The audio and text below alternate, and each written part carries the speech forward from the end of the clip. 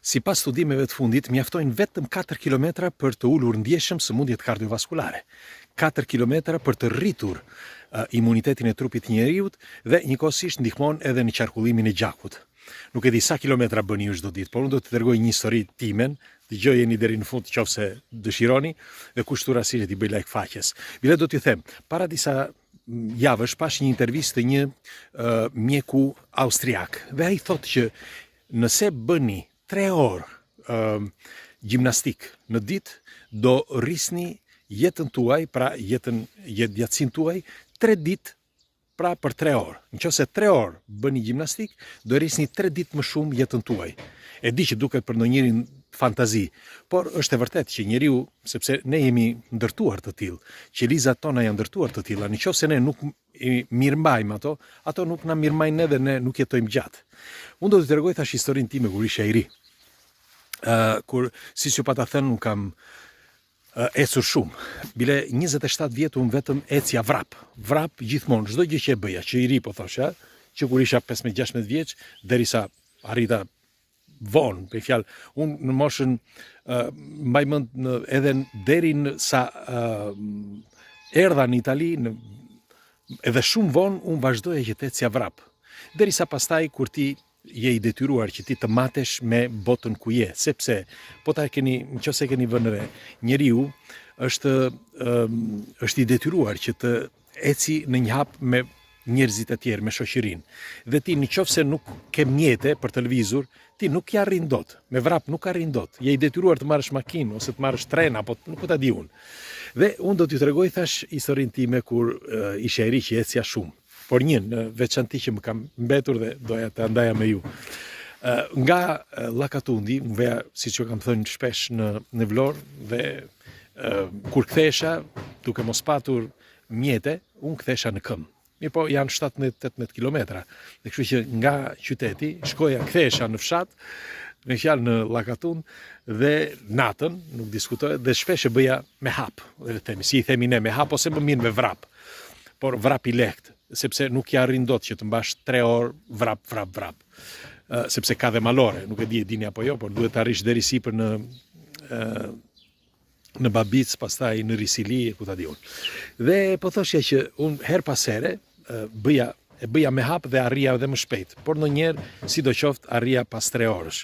Kështu që nëse nisesha për shembull në orën 9 apo 10 kur mbaroja spektaklin, merrem mend se kur arrija unë në shtëpi, zakonisht orë 1-2. Dhe këtë e bëja gjithmonë, por isha i kalitur, le të themi. Një ditë, sepse shkova në stradën e Fierit për të marrë pjesë në stradën e Fierit dhe pasi bëja disa prova dhe fola me regjizorin e ku ta di unë dhe çdo gjë okay, një ditë thash të kthesha sepse nuk doja të rija në Fier tek halla, kisha një hallë në Fier dhe nuk doja të rija gjithmonë atje. Dhe thash po kthehem. Dhe kur u ktheva, thash ta bëja në këmbë dhe ç'bëra. Nga Fieri eca në këmbë. Po. Dhe mbaj mend që kam filluar të eci në këmbë ishte ora 9:30 e darkës dhe marr rrugën sipër aty tek Varrezat në rrugën e vjetër të Fierit, ajo që del jashtë Fierit për tikur në Vlorë, tek Varrezat spres edhe duke ecur gjithmonë. Dhe edhe pse kalonin makina Saurel apo gjëra kështu nuk e ngrija dorën, kisha turp, sepse po të më njifte ndokush thosha ç'a do thon.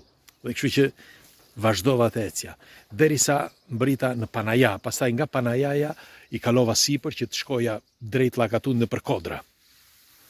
Dhe kur kam arritur në qeshifja Llakatundin, nga Kodra Llakatund, aty pash një zjarr në periferi, me fjalë poshtë, në një drejtim kështu që nuk kishte ai drejtimi ku duhet shkoja, por meqense pash atë zjarrin isha lodhur e thash po shkoj atje.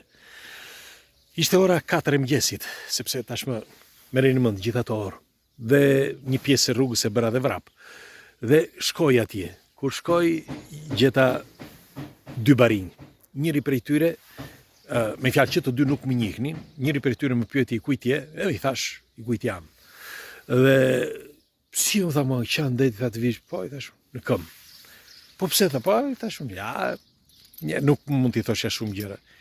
Vendosa të vija në këmbë dhe erdha. Më dhanë pak qumësht, fola me ta, dhe ika. Me në fjalë në një 20 minuta gjysmore dhe ika. Unë isa për në shtëpi. Kur arrita në shtëpi, arrita pothuajse në mëngjes. Kaluan 3-4 muaj dhe një ditë më thot babai im. Më tha, po ti tha, kishe takuar tha disa barinjta kur po i thash. Ai nuk ma tha mua, por sepse e keni parasysh ishin pleqtem e dikurshëm, ishin shumë me fjalë mbanin distancë. I thash, po i thash, me fjalë ai kishte treguar nënës sime, babai, që këta barinjt kishin takuar një djalë të ri që kishte ikur në këmbë që nga Fieri për të ardhur në Llakatun. Dhe për ta ishte diçka absurde. Por nuk ishte vetëm ky problemi. Problemi tjetër ishte që kur folëm bashk me këtë zotërin, ishte si mund të themi, si mund të flasësh një i civilizuar me një bari. Dhe nivelin e kuptojnë, që gjithë e kuptojnë nivelin, dhe kjo i kishte mbetur më shumë në kujtes. Dhe kur kishte folur me babain tim, kishte folur më shumë për këtë anë. Megjithatë nuk dua të them shumë gjëra për këtë, po sidoqoftë. Dhe nga aty ndryshoi edhe mendimi i babait tim për mua. Dhe më thoshte gjithmonë, mos ikur natën, më thoshte. Bolli ke natën, do të gjithë një gjë, do të vrasë të kush natën. Se natën, pa njeri, pa... Dhe më thoshte gjithmonë mos ik natën. Megjithatë, unë po thoj pjesën ndërmuese që ikja, kur ikja në këmbë, ishte natë.